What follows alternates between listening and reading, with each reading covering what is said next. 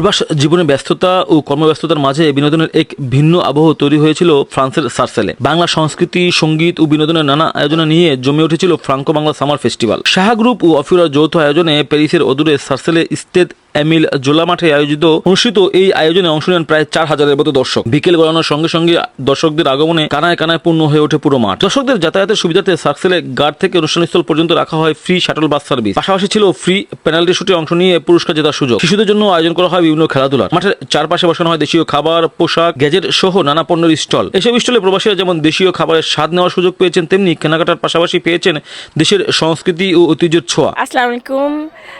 আলহামদুলিল্লাহ ভালো। মাত্র শুরু হলো প্রোগ্রাম, দর্শক আসা শুরু করলো, তো মোটামুটি ভালো আলহামদুলিল্লাহ। বাংলাদেশ ও ফ্রান্সের জাতীয় সঙ্গীত পরিবেশনের মধ্য দিয়ে শুরু হয় মূল অনুষ্ঠান।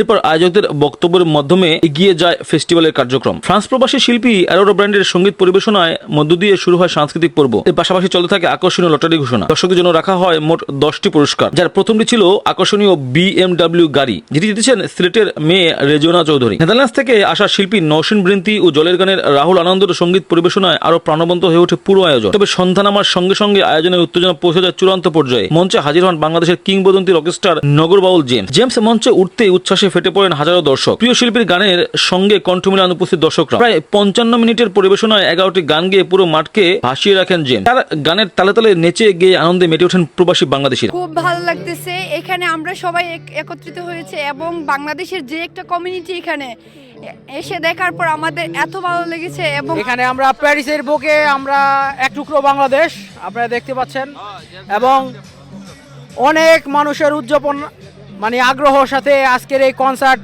আমরা অংশগ্রহণ করেছি। আজকে আমরা ফ্রাঙ্কো বাংলা এবং শাহ গ্রুপের আয়োজনে প্যারিসের সর্ববৃহৎ আজকের ফেস্টিভ্যাল অনুষ্ঠিত হতে যাচ্ছে। মেলা ও পুরো আয়োজন নিয়ে সন্তুষ্টি প্রকাশ করেন আগত দর্শকরা। তাদের মতে প্রবাসের ব্যস্ত জীবনে পরিবার প্রয়োজন নিয়ে এমন একটি আয়োজন অংশ নেওয়া ছিল আনন্দের। কিছু নেওয়ার জন্য না, হয়তো এটা বিভিন্ন ভাবে ইন্টারপ্রেট করা যায়।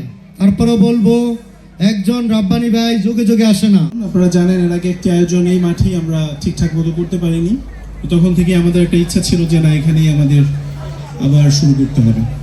তো সেই খান থেকে আসলে এখানে শুরু। আমরা খুব বেশি কথা বলে আপনাদেরকে বিরক্ত করব না। সবশেষ আয়োজকরা জানান, প্রবাসীদের কর্মব্যস্ত জীবনে কিছুটা আনন্দ ও বিনোদনের সুযোগ তৈরি করার পাশাপাশি বাংলাদেশের সংস্কৃতি, সঙ্গীত ও ঐতিহ্যকে ফ্রান্সের মাটিতে তুলে ধরাই ছিল আয়োজনের মূল লক্ষ্য। হাজারো দর্শকদের স্বতঃস্ফূর্ত অংশগ্রহণে তারা সন্তোষ প্রকাশ করেন। দর্শকদের ভালোবাসা ও তাদের প্রত্যাশাকেও ছাড়িয়ে গেছে। আয়োজনে সফল করতে সহযোগিতা করা শিল্পী, অতিথি, স্টল মালিক, স্বেচ্ছাসেবক, সহযোগী প্রতিষ্ঠান এবং দর্শকদের প্রতি কৃতজ্ঞতা জানান তারা। ভবিষ্যতে আরো বড় পরিসরে এমন আয়োজন করার প্রত্যাশা ব্যক্ত করেন আয়োজকরা। সব মিলিয়ে বাংলা গান, সংস্কৃতি, দেশীয় খাবার, প্রবাসীদের মিলন আর সবশেষ জেমস এর গানে হাজারো মানুষের উচ্ছ্বাসে সার্সেল ফ্রাঙ্কো বাংলা সামার ফেস্টিভ্যাল হয়ে উঠেছিল প্রবাসীদের জন্য আনন্দময় একটি স্মরণীয় আয়োজন। ফ্রান্সের সার্সেল থেকে এমডি দুলাল মিয়া, লাতিন বাংলা।